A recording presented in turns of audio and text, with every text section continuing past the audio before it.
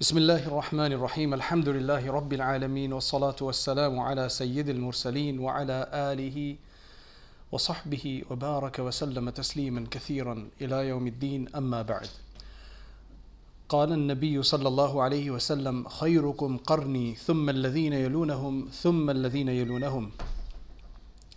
My dear respected friends, Assalamu alaikum wa rahmatullahi wa barakatuh.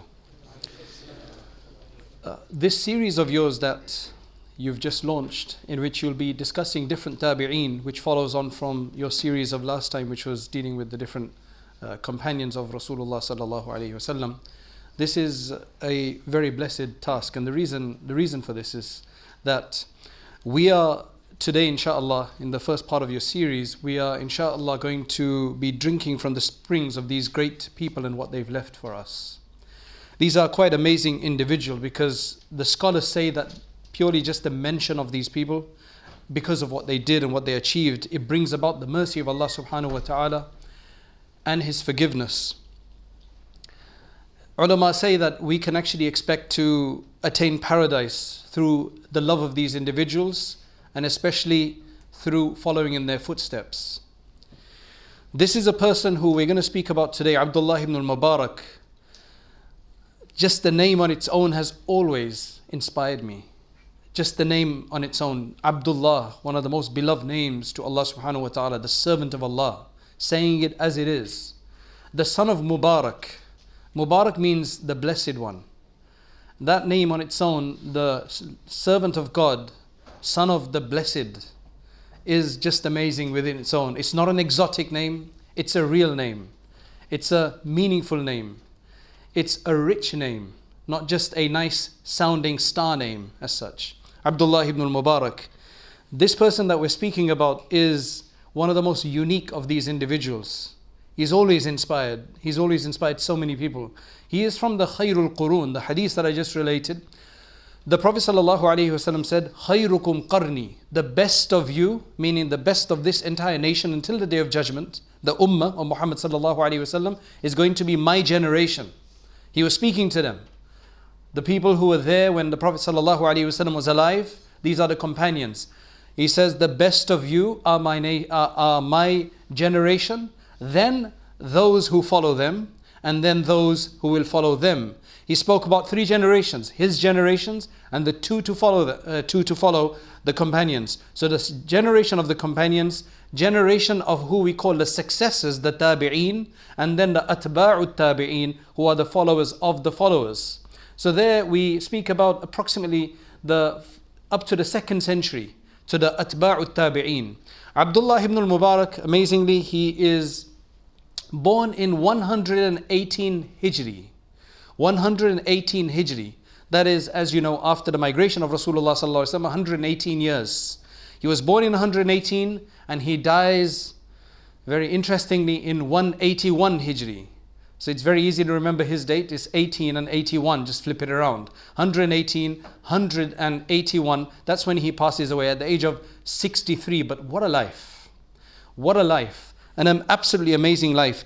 He is among the people and at the forefront of those people who sacrificed their lives for the preservation of this faith and the spread of this faith, so that this faith could come to us in its pristine purity as it had been revealed to the Messenger of Allah sallallahu alaihi wasallam, uncorrupted, as close as possible to the original, by going far and wide, as you will understand from his travels, to try to garner all of this information, all of the traditions of Rasulullah sallallahu alaihi wasallam, so that it could be recorded, preserved, and then passed on and conveyed throughout the generations.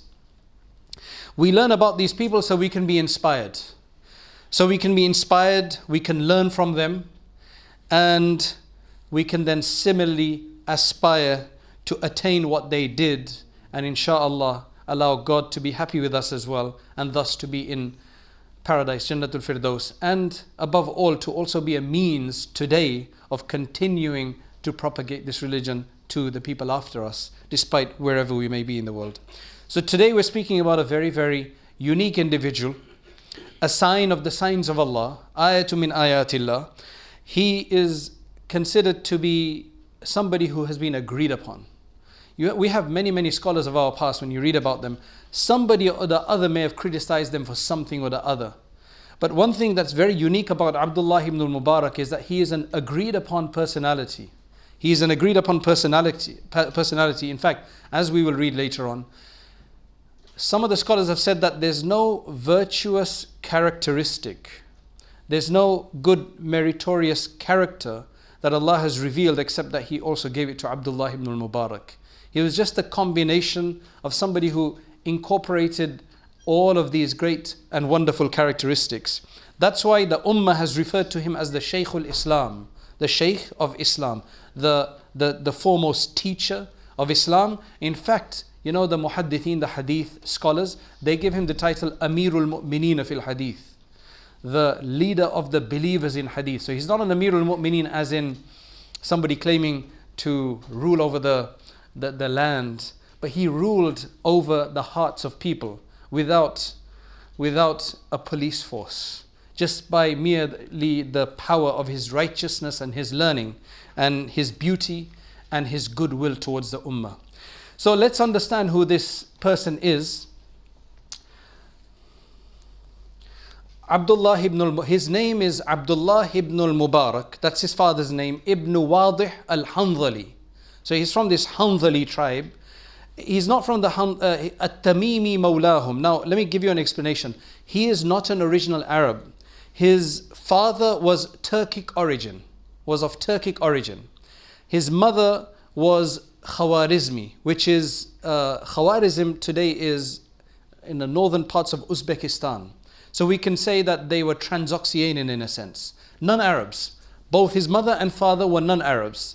However, in the time of the Umayyad rule, during the Umayyads, the non-Arabs, to be able to stay within the realm of within their realms, they would have to become a client of one of the Arab tribes.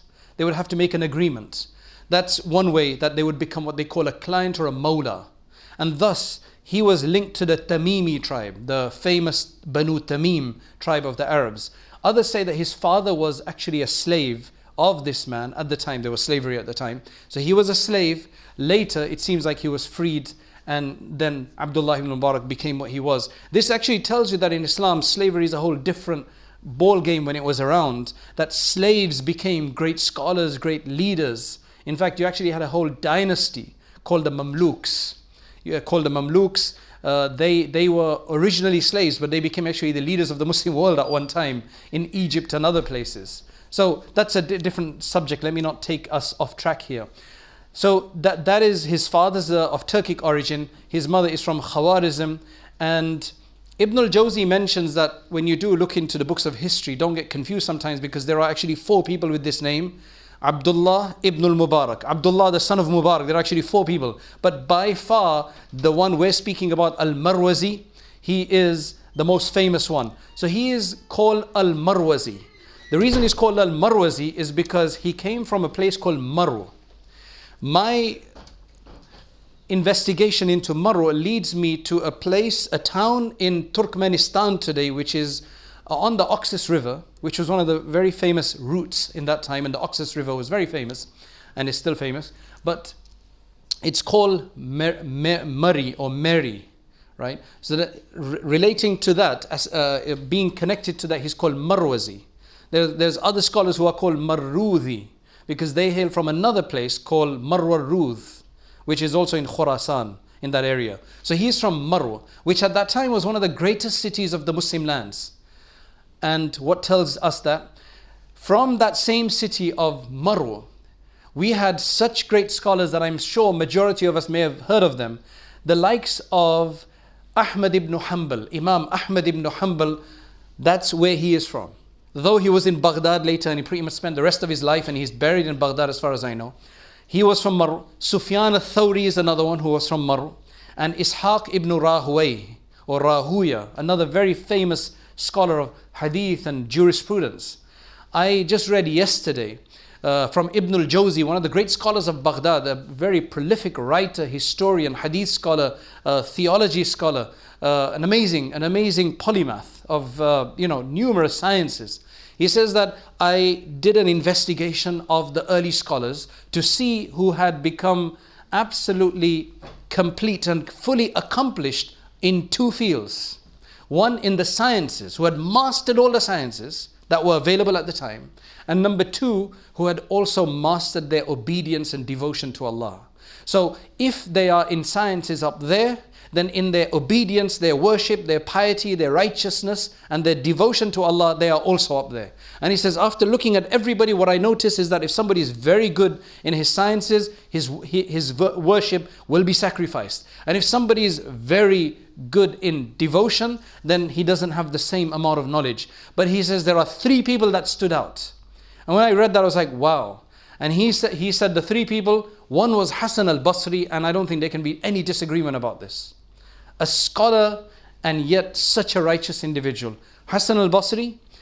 The second person he mentioned was Sufyān al-Thawrī, subhanallah. And the third person he mentioned was Imam Ahmad ibn Hanbal. And then he mentions the fourth person. He says that if somebody wants to add a fourth, I won't have any problem with this name. I personally would add Abdullah ibn Mubarak as number 4. Because he is a name that sticks out in that regard. Because he had mastered all of the sciences as well. Imam Dhahabi says about him in his Siyaru A'lam al-Nubala. He says, now listen to this. He says, Al-Imam, Shaykh al-Islam, Alimu Zamanihi, وأمير الأتقياء في وقته الحافظ الغازي أحد الأعلام. Now what does that mean? He's combining a number of different things. He's saying he is the Imam, the leader. He is the Shaykh of Islam. He is the scholar of his time, the foremost scholar of his time. Like if you want to say this is the scholar of his time, right? Then he is the leader of the righteous ones of his time. He is a hadith master, which means somebody who's memorized at least 100,000 hadith. At least 100,000 hadith by heart is a hafiz. Today, the hafiz in our community is somebody who's just memorized the Quran. But these people were they'd memorized the Quran and 100,000 hadiths. And that's quite small. There were people who had million hadith to their name. Like Imam Ahmad ibn Hanbal. 1,000 narrations. He was a ghazi, he was a warrior in the path of Allah. And he is considered to be one of the great luminaries. I'm not going to go through all of there's numerous other people who have spoken about the various different sciences that he was a master in. I mean, I think this suffices to tell you. Now, where does all of this come from? This is very important. If we cannot do something, but we can definitely lay the foundations for our next generation. This is what I learned from this. It had to come from somewhere. Where did it come from? It comes from his father this time. Generally it comes through the mothers, right? But this time it's his father who's taking the light here. His father was, as I mentioned, a slave or a worker, an employee. There's both opinions that I found in the books, of a man from Hamadhān. Hamadhān is in Persia. And he used to work in an orchard. This was in one narration it mentions grapes, in another one mentions rumman, which means pomegranates. So he is a caretaker of this orchard. He is their gardener. He looks after it. And you know, he works to protect it, he works to clean it up, whatever it is that he has. One day, the owner comes along, his employer, his master, whatever it is, and he says to him, bring me a piece of fruit, meaning bring me a pomegranate. So he quickly goes and he thinks this looks nice, so he goes and he gives it to him. And the master takes a bite of this and it is extremely sour. He says, what's wrong with you? Get me another one, get me a nicer one.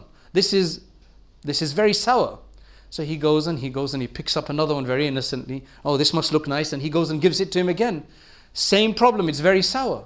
He sends him a third time and finally he says, what's wrong with you? Can you not understand what's a good pomegranate from a bad pomegranate? You know, a ripe one from an unripe one, meaning in the sense what's a sweet one and a sour one? He says, no, I don't know. And his master is just completely dumbfounded. He says, what's wrong with you? How come you don't know? You must be eating this stuff every day. He says, no, I've never tasted a single one. He says, what? You haven't had a single pomegranate from me? He says, no, I've not seen, because it's not mine. I don't have permission to do so. And he's just totally dumbstruck, and he says, فَقَدْ أَذِنْتَ, like go and eat them, I give you permission.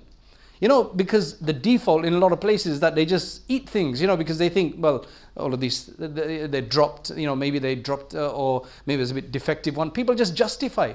He says, no, I didn't have the permission, so that's why I didn't do it. Now you see, his father is so righteous in this regard that he's been working there for so many years and he hasn't tasted a single pomegranate from that place. So anyway, this farmer goes and speaks to his wife and says that, this is what happened today. So his wife said, we've got a daughter. We need, this is a perfect man to marry him to. People are looking for honesty. They love honesty. People are looking for, honest people. So he said, you should marry him to our daughter. So the master comes along and says that, to Mubarak, that we want you to marry our daughter.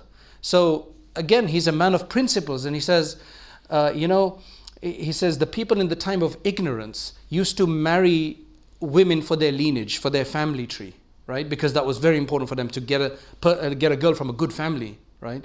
And then he mentions a number of other people and he says this particular type of people, they marry people for beauty. This particular group, they marry for wealth. But in Islam, we marry for deen, we marry for religion.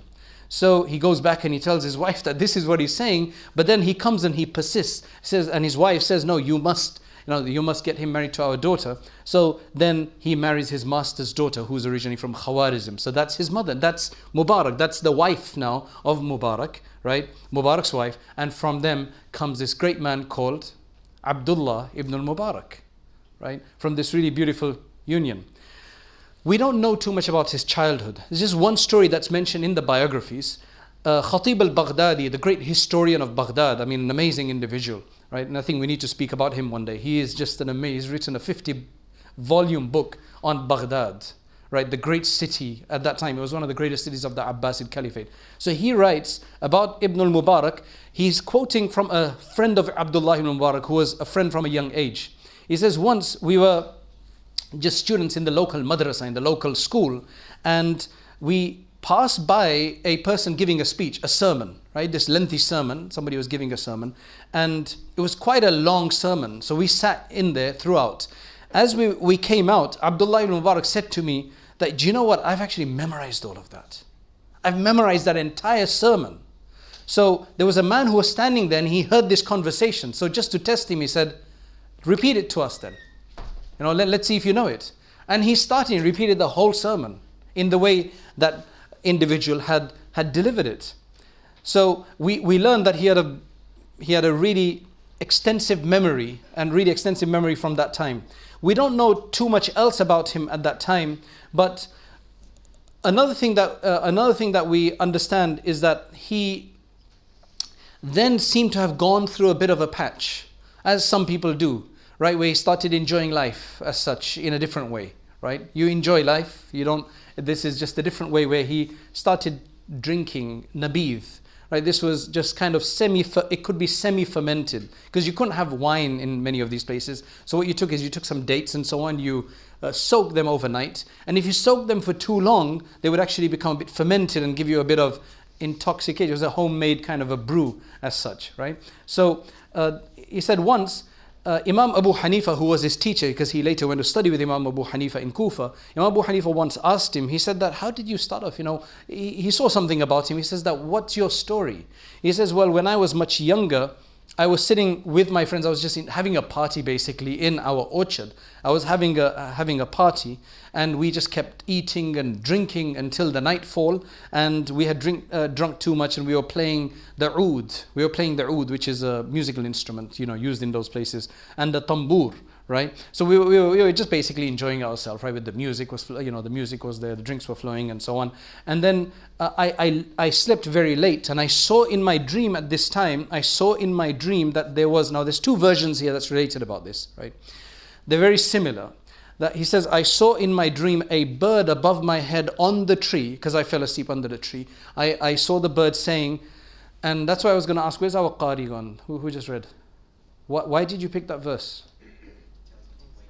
Okay, but you didn't see, you haven't seen any relevance to that with Abdullah ibn Mubarak, right?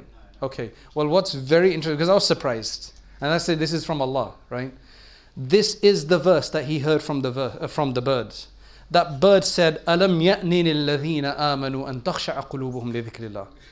So when I was listening to you read, I was just like, wow, the hairs on my body were standing at end. I said, like, either this guy knows this story, or this is from Allah subhanahu wa ta'ala, that he's got the right verse. Because it is such a wonderful verse. Hasn't the time come for the people who believe? I mean, Abdullah ibn Mubarak was a believer. He was from a Muslim household, right? But he'd now gotten engaged with all of these playful, these playthings, right? In lahu wa la'ib, as you call it, right? In pastimes of the world without any substance. So hasn't the time come for those people who believe that their hearts succumb and submit to the remembrance of Allah and what Allah subhanahu wa ta'ala has revealed of the truth? And they should not be like the people of the past, that they waited for too long and then their hearts became too hard. Because of the dunya, the heart becomes too hard. Then it becomes very difficult for a person to change or then to turn to Allah subhanahu wa ta'ala. That is a verse that he heard, and he said, Bala, of course it's come. When he woke up, he just woke up and he came to realization. And he says that I broke my oud, my musical instrument, and I just burnt everything that I had with me of these instruments. So I basically burned my iPhone, right? And all the rest of it, right? And he says that this was the beginning of it. This was the beginning of it. He then said that that's when I started turning to knowledge and worship. And then he didn't leave it behind. So this tells us something, and he started traveling for knowledge at the age of 23. So he tells us that, even if you've messed around for 2 years, 3 years, 4 years, you still got a lot of time. This is a man who started studying at the age of 23, right? Studying the deen in great depth to become a scholar as such, right? He started studying at the age of 23, not at 15, not at 12, not at 9. Right? He had probably studied a bit at that age, but this is when he seriously started studying. He left his city, and the city of Merv. He left this city at the age of 23 in about 141 Hijri, AH. And then he started traveling. Khatib al-Baghdadi says that Imam Ahmad ibn Hanbal says, and when Imam Ahmad speaks, he doesn't speak nonsense. He is an authority. Imam Ahmad ibn Hanbal said, لم يكن في زمان ibn al-Mubarak, in the time of Abdullah ibn Mubarak, there was nobody who was a greater and more avid speaker or seeker of knowledge than him. Where did he travel? He traveled to Yemen. Now remember where he is. If I could bring up a map here, I would show you, right? Go and consult a map afterwards. He traveled from Mar, which is in Turkmenistan. Turkmenistan is above Iran. So you got Turkmenistan, you've got Iran, next to it you've got Iraq, and then after that you've got Saudi Arabia and the Middle East, right? And then at the bottom of the Arabian Peninsula you've got Yemen, and then further out still you've got Egypt. Now we're talking about a few thousand kilometers, right? We're talking about over 1,000 miles we're speaking about. And if you have tried sitting on a camel and just going a mile on a camel, believe me, it is very different to sitting in a nice seat in a car. Because you are there exposed to the elements, bumping up and down, going very, very, very slowly. And it's not that comfortable. Than the nice seats that you have in your car, and the speed that you go with, and the smoothness of the roads that we have, or the flights that we can take. Despite us having facilities available to us, we cannot do what he did. And you haven't even heard anything yet. So Ahmad ibn Hanbal rahimahullah is saying he traveled to Yemen. He traveled to Egypt. He traveled to the Levant, Syria. He traveled to Kufa and Basra, which were the main cities in Iraq at the time. Baghdad didn't exist at that time. He was from the narrators of the science. He was from the transmitters, those who took from the earlier generation and was pivotal in conveying and transmitting this knowledge to the next generation. He comes in. If you pick up Bukhari, Sahih al-Bukhari, Muslim and all these other books, you will see Abdullah ibn Mubarak there. Which means that he is a means of conveying this religion to us. Because this is where all of this came from. Right? This is why when you read him, you will say, Rahimahullah, may Allah have mercy on him. And you are remembering this person.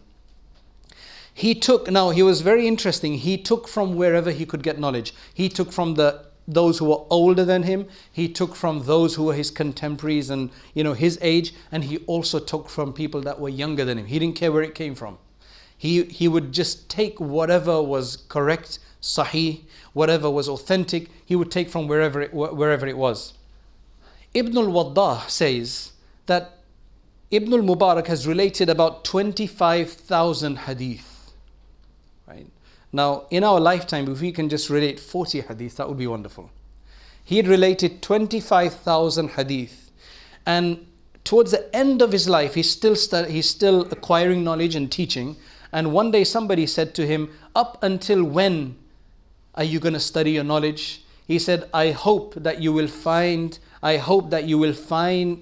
me doing that until I die, until the last moment. And even until his last moment, he was still asking questions. And somebody said, and he says that maybe the one word that will benefit me has not reached me yet, that will have a profound impact on me.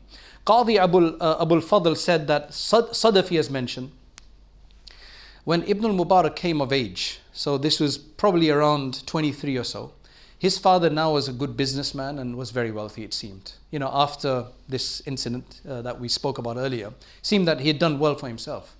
So his father sent him 50,000 dirhams to start a business. Right? 50,000 dirhams start a business. What he used that money for is to travel and to seek knowledge. From go place to place, you need money for that. You need money to survive, you need money for eating, for lodging, for traveling. And he finished it off. His father, when he met his father eventually after all of this excursion, he says, what have you brought back? Like, what's your business? Right? And he said, I got all of these books. He had brought books back with the money. He says, this is my trade for the akhirah, for the hereafter. His father went into the house and he gave him another 30,000. He said, yeah, go ahead and do some more business, like proper business now. Again, he spent it all in the path of Allah subhanahu wa ta'ala again. In fact, on one occasion, I think his father, it relates in one of the transmissions that his father got a bit upset with him and he said, I'm going to burn all of your books. He says, no, you can't burn my books anymore because I've memorized all of them. You can't, they're all in my heart now. You can't burn them anymore. Right?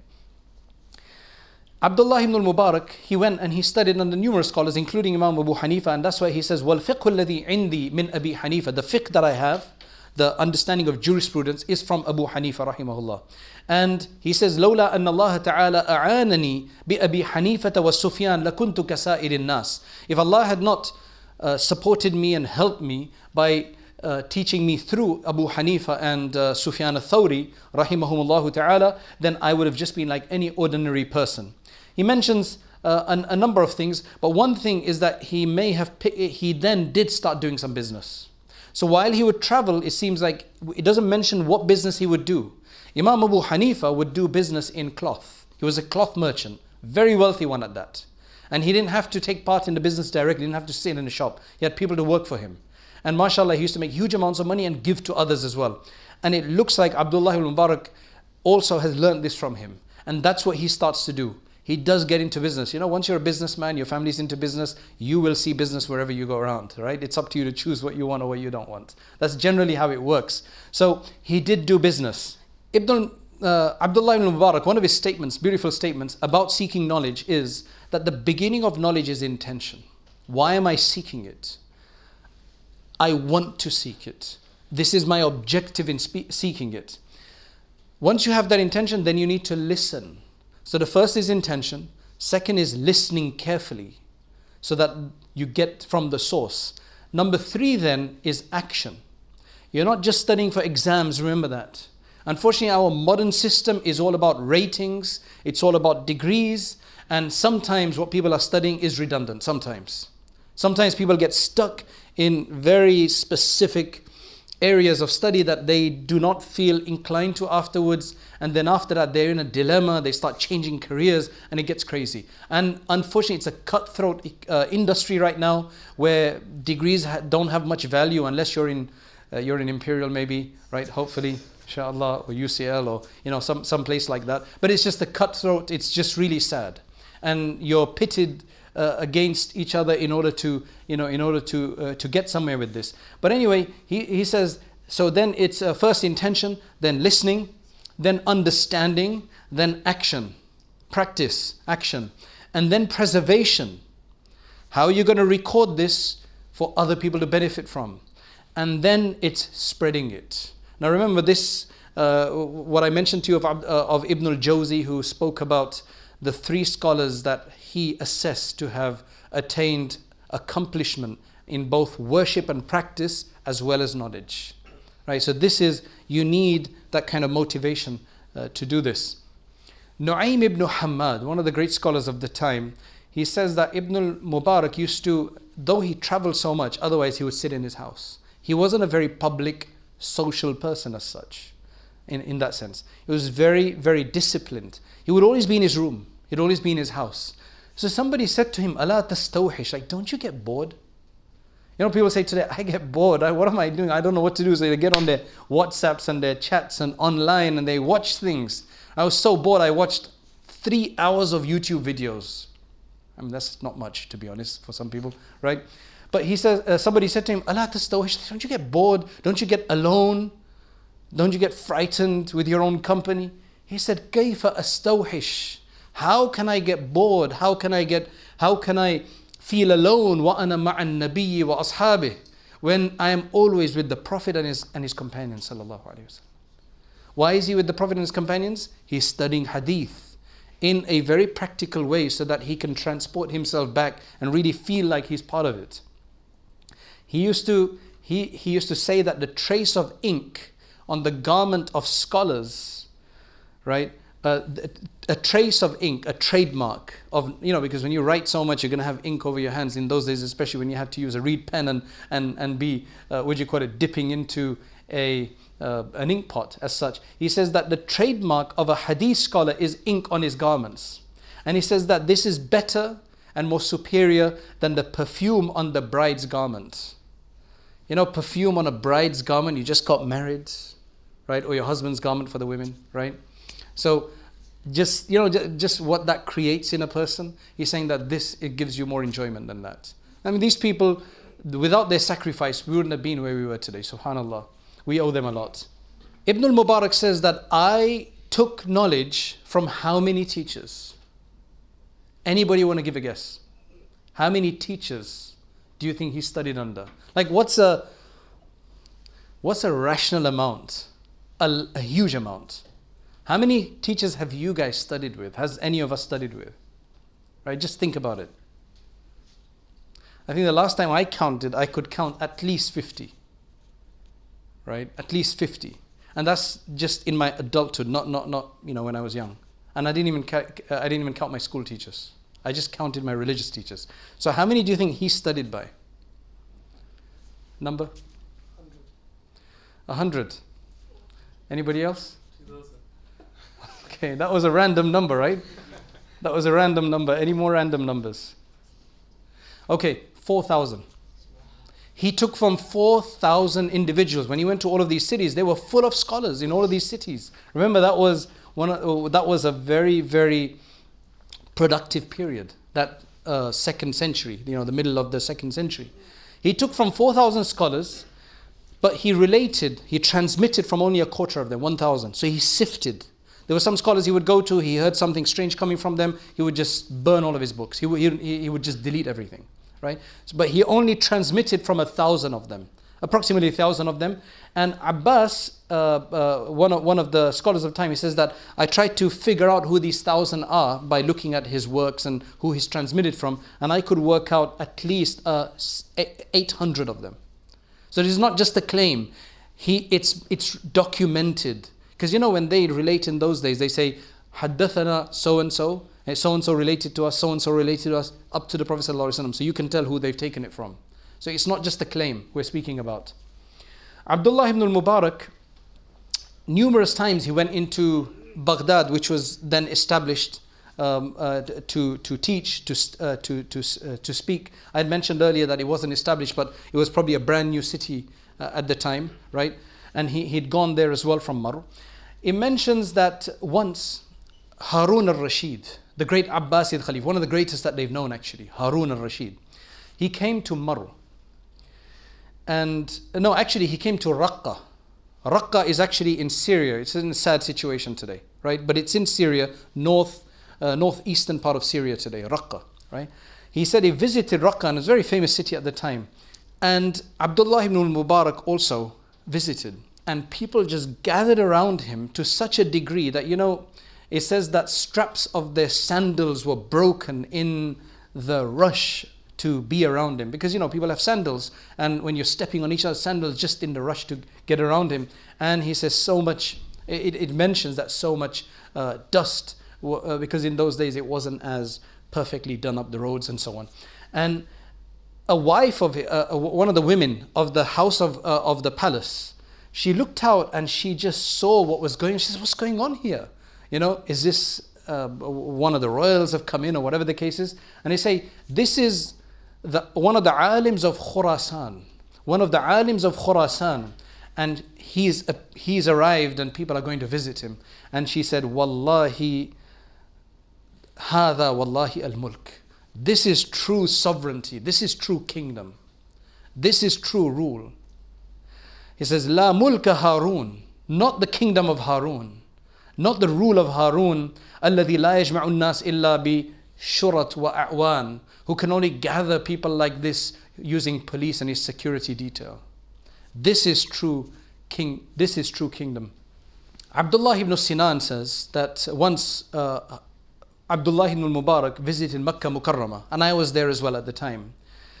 And as he was departing Makkah Mukarramah, Sufyān ibn Uyayna, one of the great muhaddithin, his name comes quite often, he went to see him off. Both him and Fudayl ibn Iyad.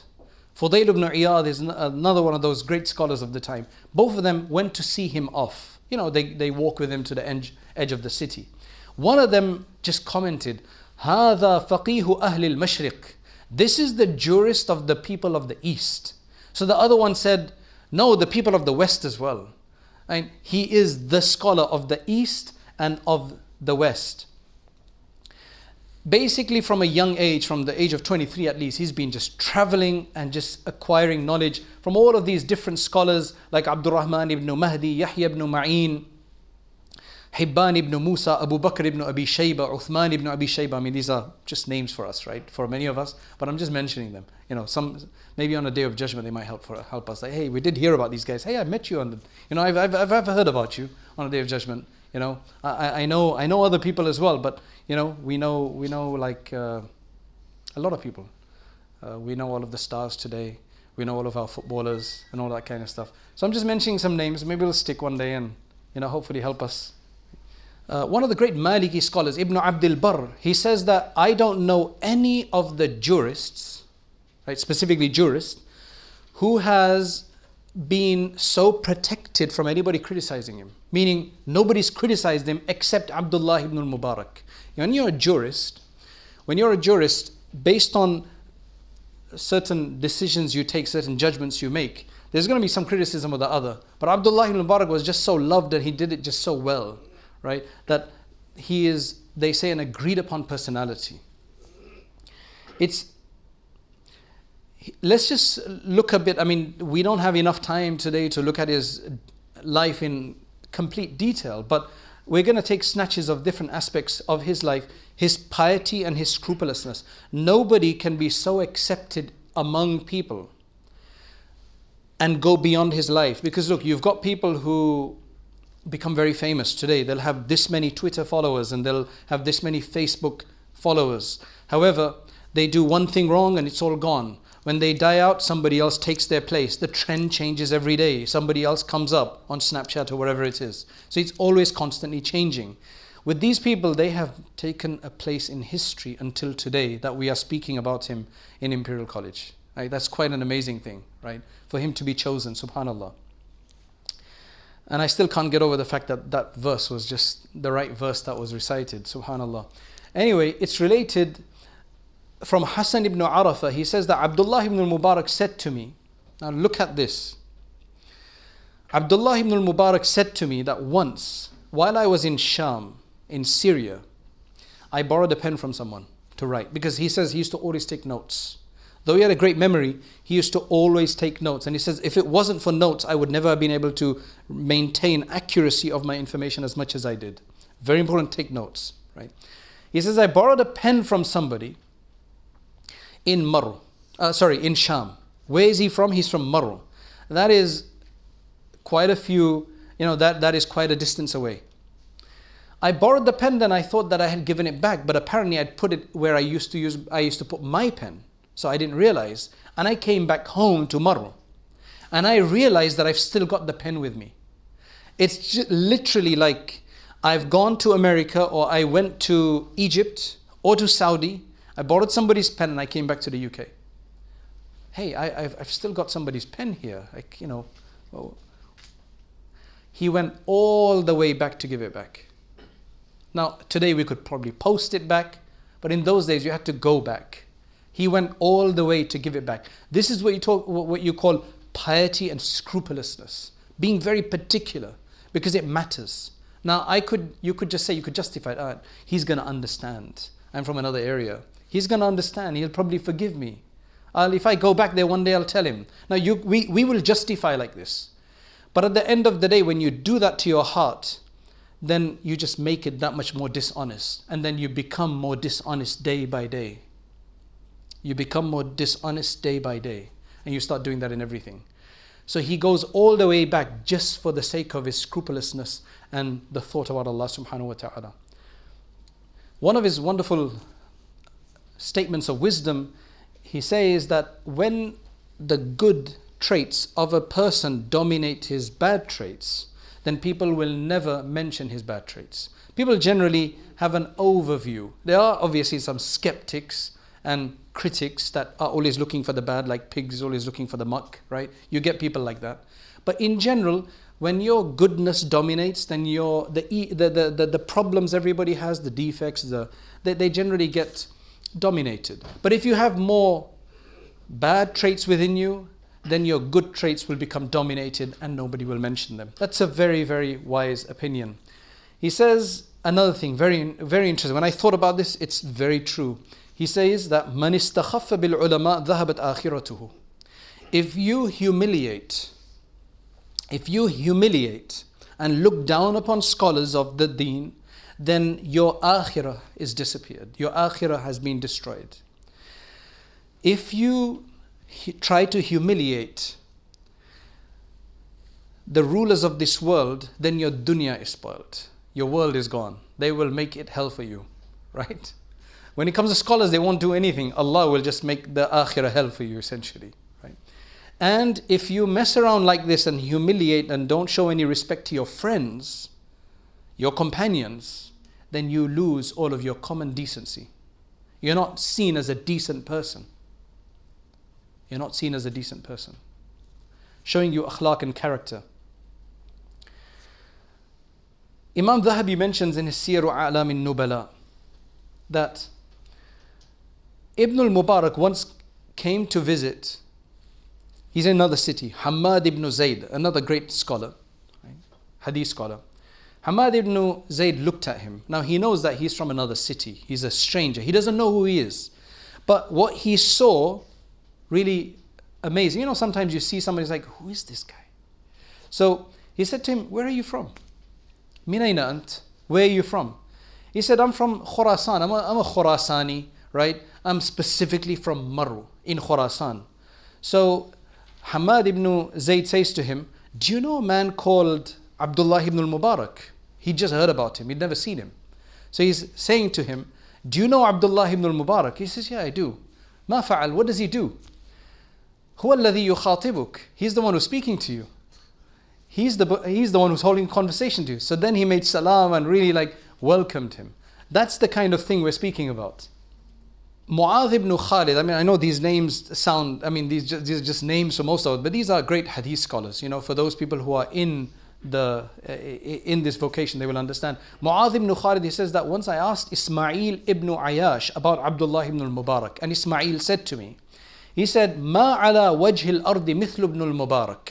On the surface of this earth, there is nobody like Abdullah ibn Mubarak right now. And then he made this statement. He says, Wala a'lam, I don't know of any praiseworthy trait, any good praiseworthy character trait that Allah subhanahu wa ta'ala has created, except that He has put all of them in Abdullah ibn Mubarak. He was such a wonderful person. He was just a wonderful human being. A very, very loving human being. And he says that my friends, so this is the friends of Ismail ibn Ayyash, right? He's saying, my friends once went with him, traveled with him from Egypt to Mecca, and all the way he would treat them, he would give them to eat of this khabis, which is basically this date halwa, right? This date sweets made out of dates. And he would be fasting throughout. He would be feeding them and he would be fasting throughout. Imam Dhahabi calls him the pride of the Mujahideen, because they said that one year he used to go for Hajj, and the other year he used to go in jihad. He used to be at the frontiers of the Islamic lands, because there was always a constant tussle in those days. See, today we have demarcations, this country, that country, right? It's a bit more, we have problems, but in certain parts of the world at least, but there's generally a line, a clear-cut buffer zone. In those days there was a constant back and forth. So you had to guard your frontiers, and that was what you call ribat. So every second year he would be in the path of Allah at the ribat, and many times he would actually take part in the war, and he had great valor in his fighting. Numerous stories related about that as well. So he was not just the person who sat down, but he was very active as well when he had to be.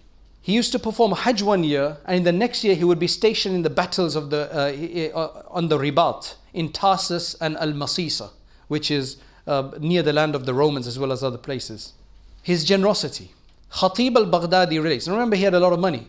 Now generally people with a lot of money, what do they do with their money? If they can spend, then they can accomplish a lot. Right? So Khatib al-Baghdadi mentions that Ibn al-Mubarak said, actually he relates from this man called Ali ibn al-Fudayl. Ali ibn al-Fudayl says that my father was a companion of Abdullah ibn al-Mubarak, and my father asked him, you command us to be ascetic, like not indulge in the dunya and not have too many possessions and so on. But we see that you have so much. You have good food, and you really have a lot of the dunya. Why is that? So he turned around to him and says, oh Abu Ali, I only do that to protect my face from humiliation, having to ask others. Because when you have money, generally people respect you at least for that.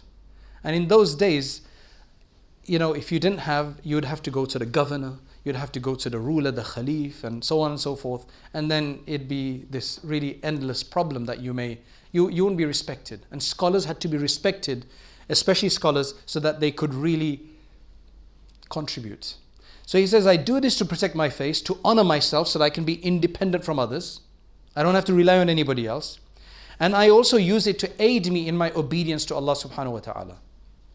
Once Ibn al-Mubarak, he goes from Baghdad, he departs from Baghdad, and he wants to go to a place called Masisa. Now this is a place from Baghdad.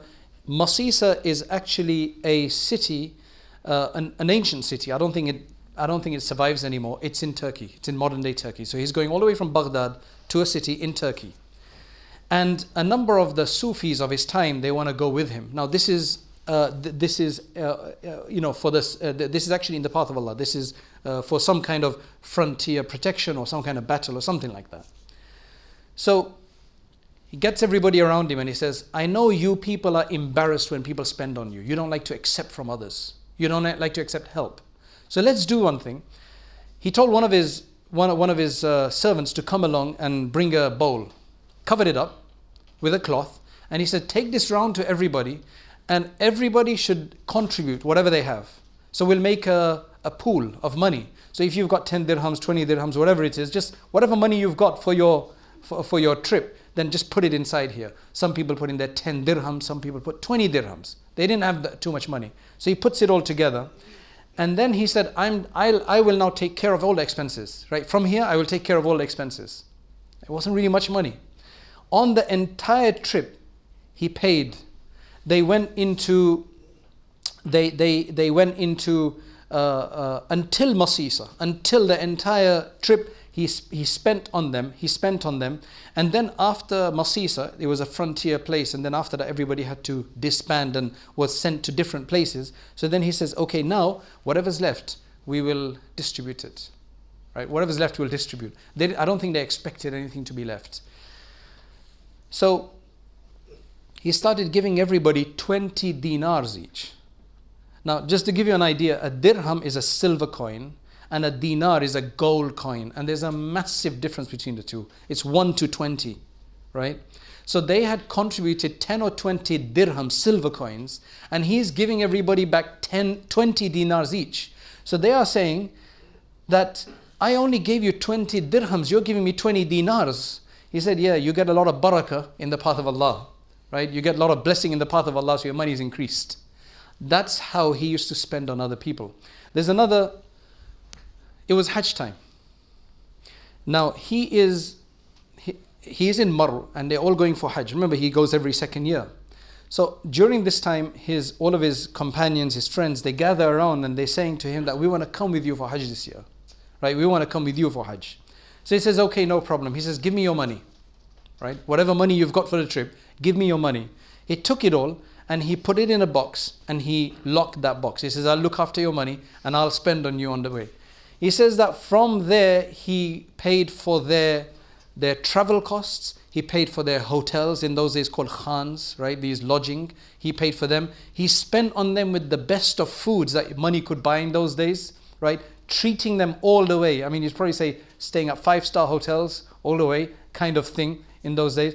He says then he went to Baghdād and there he fed them with good desserts, creams and what else you got these days? Right?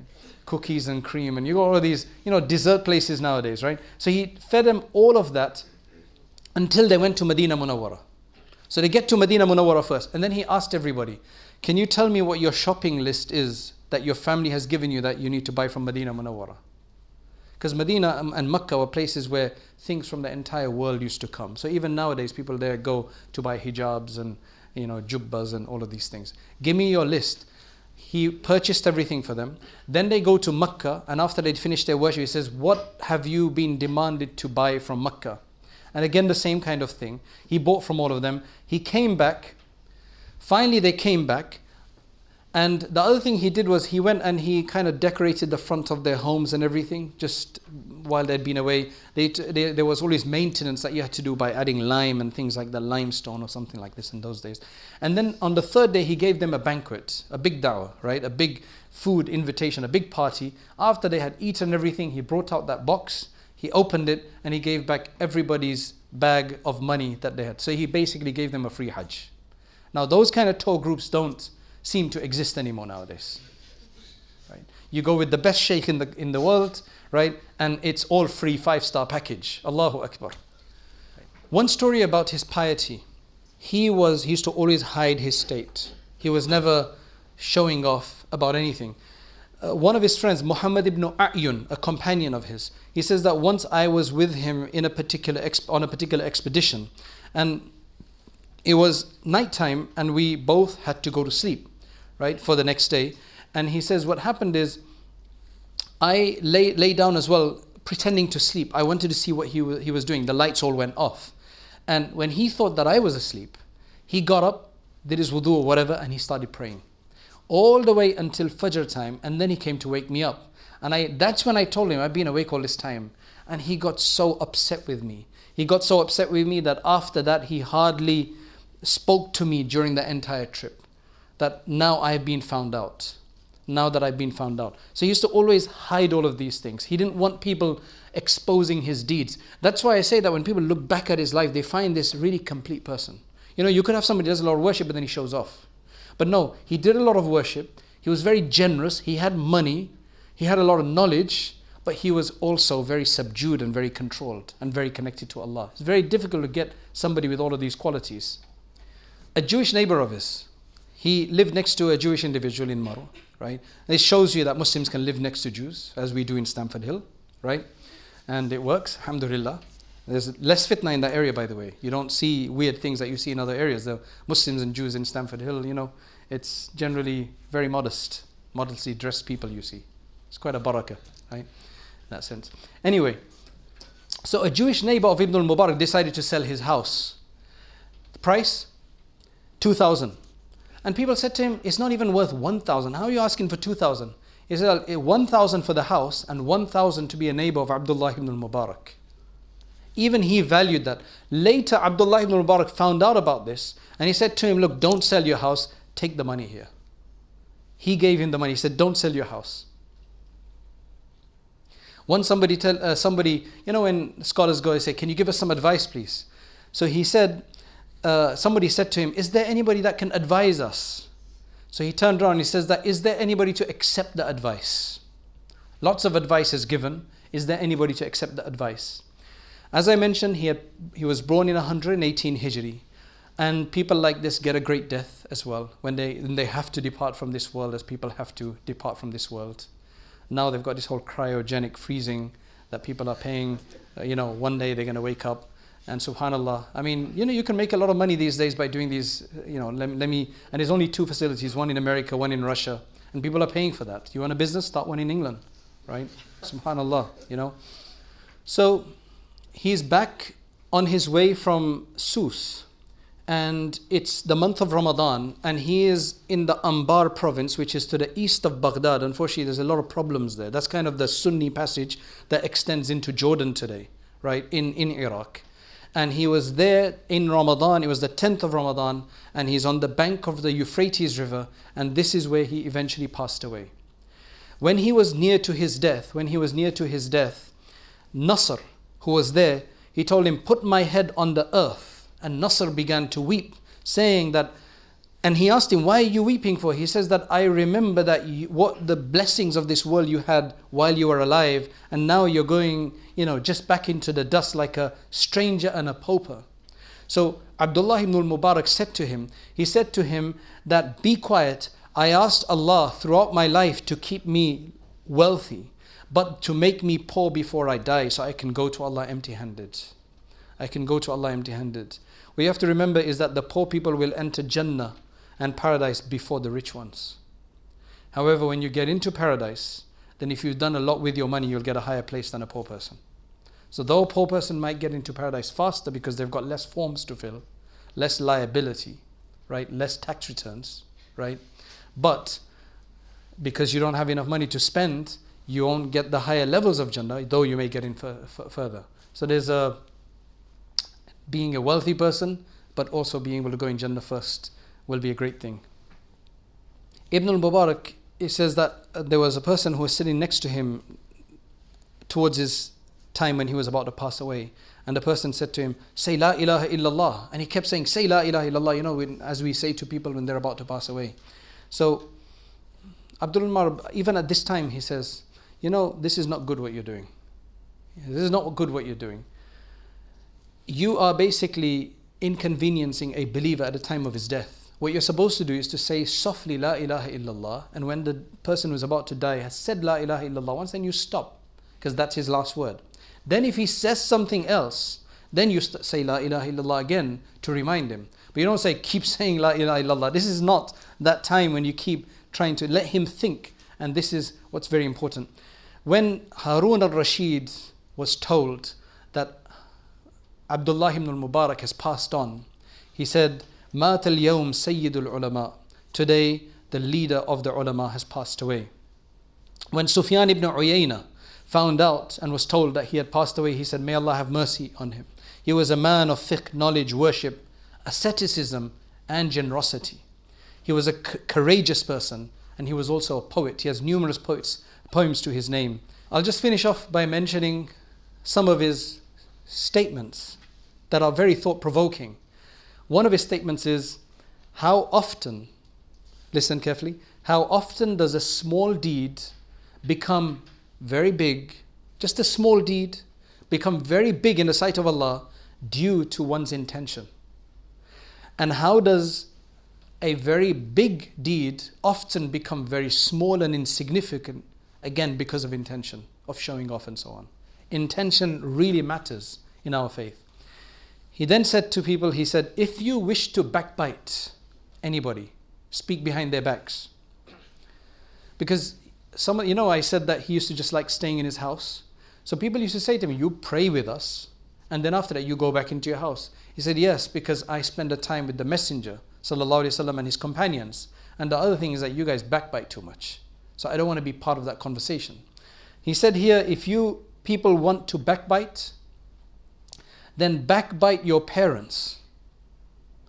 Do ghiba of your parents. Now, why would you ever do that? But if you really feel like doing, you got the urge and it's itching to backbite, then do it of your parents, so that your reward does not go out to a stranger, it stays within the family. It stays within the family. He says, think about this one. The inhabitants of this world, many of the inhabitants of this world have left this world and departed without tasting the best thing within it. And what is the best thing in the world, he was asked? And he said, knowing Allah, knowing your Lord, knowing your Creator, and then departing this world. That is the most important thing. When a person realizes this, that's when he's really realized what he is. I leave us with this, that, oh Allah, grant us an understanding of these people, grant us inspiration through these people, grant us the ability to follow in their footsteps, to be inspired by their piety, their righteousness, their scrupulousness, their fairness, their justice, their generosity, and their connection and devotion to Allah, and allow us to also leave a memory behind, that somebody remember us. Can you imagine if Ibn al-Mubarak had done as his father had told him, which is just do a business? He would have enjoyed his life maybe even more. He would have been fixed in that place and had a big family business. But do you think we would have been speaking about a businessman from Marwa today? We're speaking about Abdullah ibn al-Mubarak because of what he did. Think what you can contribute to this world before you leave, however small that contribution may be. Don't just contribute to yourself, which is essentially consumerism, but contribute. What can you leave behind for humanity in general? That is a very big message that I see from him. He also became a businessman later on. But that businessman was under his spread of the knowledge. It wasn't primarily businessman. It was primarily a scholar, but business to provide the engine to run his dawah program. So may Allah subhanahu wa ta'ala give us the tawfiq, and wa akhiru da'wana and alhamdulillahi rabbil alameen.